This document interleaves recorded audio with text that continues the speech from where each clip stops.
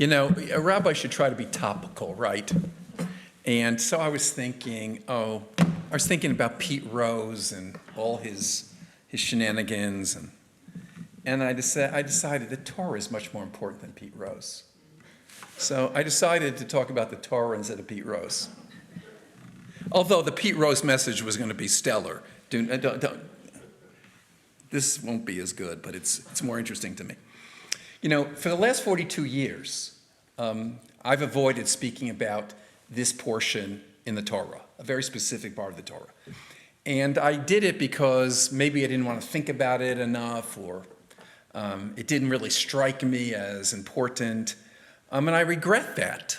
And the text is worth discussing, even though it's a little bit disturbing. But the first thing you have to do is to understand something about how the Torah understood reality. The Torah, if you remember, was patrilineal. In other words, we must remember that one's father in the Torah determines one's religious identity. If you don't get that, we look at the world. It's gone through many evolutions now. Traditionally, we're matrilineal descent. It's your mother, and the Reform movement has made a statement. It's both your mother and father, but let's focus in on what the Torah says. It's your father that determines, okay? So here is the section that I want to share with you, and I'm sure no one's ever studied this, certainly not with me. So here's the deal. It says, "There came out among the Israelites one whose mother was Israelite and whose father was Egyptian. And a fight broke out in the camp between that half-Israelite and a certain Israelite. The son of the Israelite woman pronounced the name in blasphemy and was brought to Moses." He blasphemed God, which is use the name of God in some inappropriate way. We're not going to dissect that because the rabbis go all over places about what that actually means. So he was brought to Moses. Now his mother's name was Shilamit, daughter of Divri of the tribe of Dan. So he felt that he had a connection to the tribe of Dan, one of the 12 tribes.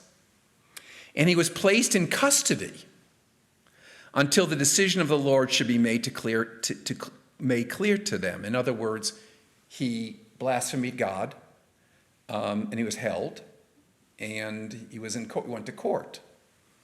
And the Lord spoke to Moses, saying, "Take the blasphemer outside the camp, and let all who were within hearing lay their hands on his head, and let the whole community stone him." And the Israelite people speak thus: "Anyone who blasphemes his God shall bear his guilt. And if he also pronounces the name Lord," in other words, Yud-Heh-Vav-Heh, the traditional name of God, "he shall be put to death. And the whole community shall stone him, stranger or citizen, if he has thus pronounced the name of God, he shall be put to death." How many people, besides those who are great Talmidei Chachamim, anyone hear that story before? No. Okay. So to summarize, the Torah tells us that half Israelite, the Israelite mother and the Egyptian father, got into a fight with a full Israelite. And as a result of the fight, the half-Israelite blasphemed the name of God and was stoned to death. Now, let's first of all relax. No one does this anymore. But the story is still quite significant. Much of the rabbinic commentaries is about the blasphemer's actual crime. What did he actually do that was so dangerous? What did he actually say that was blasphemous? How did he desecrate the name of God? But that's not what I'm interested in. What motivated this man to do this? What led him to such behavior, to blaspheme God, to reject God, to show disrespect, to desecrate God's name? There is a conservative rabbi, Eli Garfinkel, who sends out periodically these beautiful little comments on the Torah portion. And I read one of his provocative interpretations, and I knew I needed to share it with you. The great commentary Rashi the most important rabbinic commentator on the Torah from Germany, France, quoted in his commentary this midrash, this rabbinic statement that's found in a book called Vayikra Rabbah, which is a kind of, forget, just to say it's a good book. Okay, so this is what it says. It says, I'm going to quote it directly, literally. It says, a baraita states, a baraita is a rabbinic statement. Let's leave it at that. That vayetze, he came out, means he came out of you got to follow this, but it's really important. He came out of the judicial court of Moses, where he had been pronounced to be in the wrong in the following matter. Although his father was an Egyptian, he had gone to pitch his tent in the camp of the tribe of Dan, to whom his mother belonged. In other words, he went to Dan, he said, I want to live with you guys. And they're saying to him, well, you're not from the tribe of Dan. You think you're from the tribe of Dan because your mother's from the tribe of Dan. No, it's your father that will let you into the tribe of Dan. And the men of Dan said to him, what have you to do here? What are you doing here? He replied, I am one of the children of the tribe of Dan. I'm from the tribe of Dan. Thereupon they said to him, and I quote from the book of Numbers, every man of the children of Israel shall encamp by his own standard. That bears a sign of their father's house. In other words, when you stand in Israel, you're determined by, you stand before the flag of your father's tribe.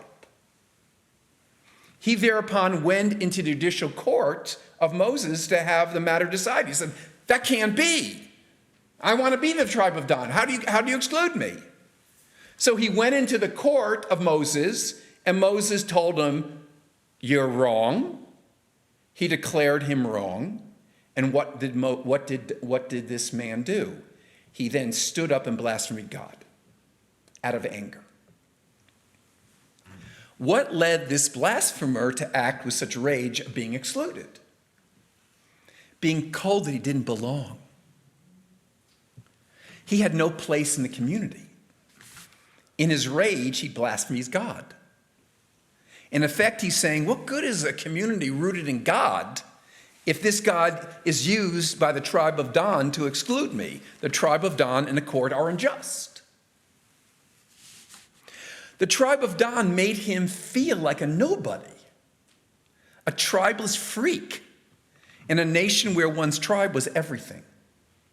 He self-identified as a Danite, but they would not have him because the tribal affiliation was and is patrilineal. Are you getting the technical here? Okay. His mother didn't make him a Hebrew. His father would have. He simply wanted to belong to Israel as a full member. There's also this tradition that his father was the Egyptian who was killed because he was beating up, because Moses killed him because he was the beating up an Israelite, the taskmaster who beat up an Israelite. Sorry, it got confusing.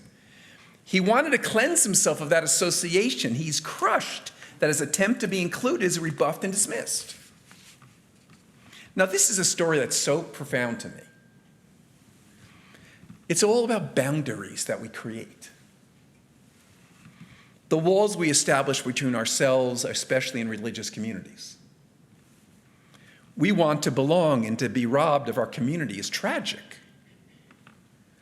I know of synagogues, and I'm sure it happened in Kansas City. Thank goodness never happened in the New Reform Temple, where a person will be excluded on the high holidays because they couldn't pay.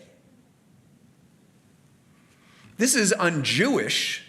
It has turned people off to Judaism. And I remember one person when I was a rabbi in Orlando, Florida, who told me about this experience that he had.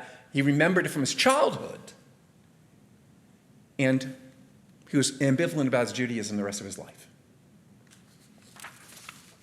I know people who have committed to their lives to a synagogue, but the synagogue ultimately needed to close because a lack of members, the community had aged. And it's hard to hear their suffering. And one of the things that makes a synagogue compelling is fellowship, dependability. You know, there's this old joke, I'm sure you've heard it, but I'm going to tell it anyway. And I never do well telling jokes. Goldberg and Schwartz are heading down the road when they run into one another.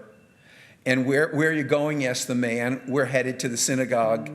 But they both respond, I see why Goldberg goes to synagogue, the man says. Goldberg believes in God. But Schwartz, you don't believe in God. Why are you going? And Goldberg goes to talk to God, but I go to talk to Goldberg. That's community. That's inclusion. Okay, I should sit down and be quiet and go home. But is there any truth in the reaction of the tribe of Dan to this man? From their perspective, this person was a threat, an outsider. The boundaries of the community mattered. Welcoming a person who was not a Danite was unacceptable. Friends, this is a story of my rabbinate.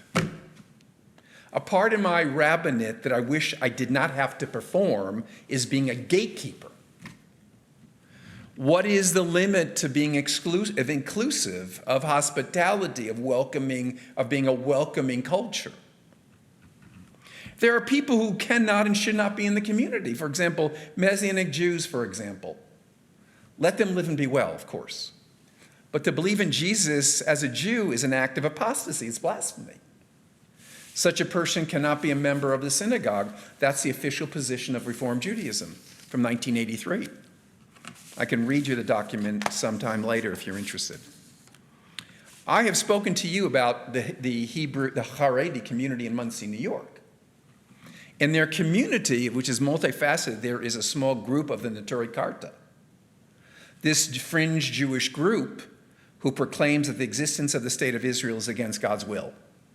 Only the Messiah can bring about the Jewish sovereignty. And in 2006, a delegation of these rabbis who lived in Monsey attended a Holocaust denial conference in Tehran, and David Duke was there with them. And the New York Times reported at that time, since their return, they have been ostracized by synagogues, denied service at the kosher stores, vilified in Jewish discussion boards on the web. Posters have surfaced in the Satmar Hasidic enclave of Brooklyn asking Orthodox Jews to totally cut off ties with this gang. If you befriend a Holocaust denier, you've joined his side.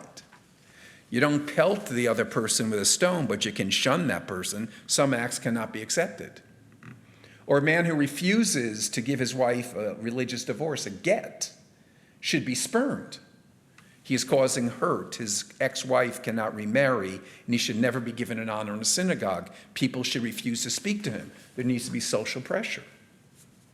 And when I was a rabbi in Baltimore many years ago, which is a very Orthodox community, there's a yeshiva near Israel Yeshiva that's a very serious but ultra-Orthodox yeshiva there.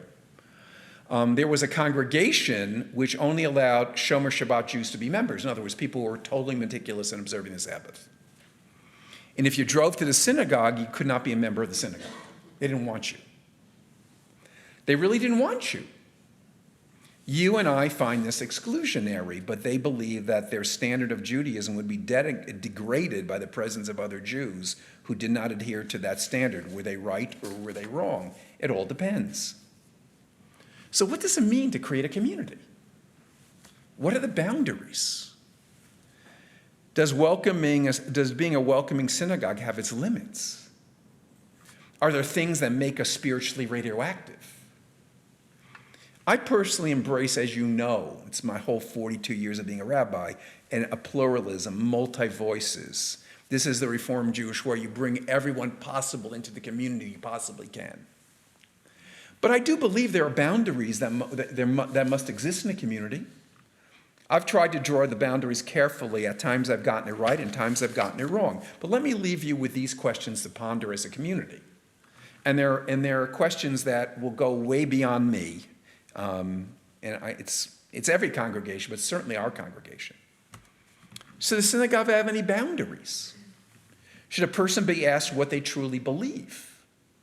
Are there beliefs and behaviors that make a person religiously harmful and we must protect ourselves from them? As troubling and as uncomfortable as these questions make us feel, they can't be avoided. I'm happy that I decided to explore this story with you. It's much more interesting than Pete Rose. Who cares if he gets in the Hall of Fame? I know nothing about Pete Rose and it'd be disingenuous even to talk about him. I'm happy that I decided to explore this idea. It's part of our tradition. It's so provocative. No text should ever be off limits, and to delve into it and explore it and play with it is what makes us Jews. Its implications are directly related to the Jewish present and future. We have a sacred community, and we must guard it with both love and caution. Shabbat Shalom.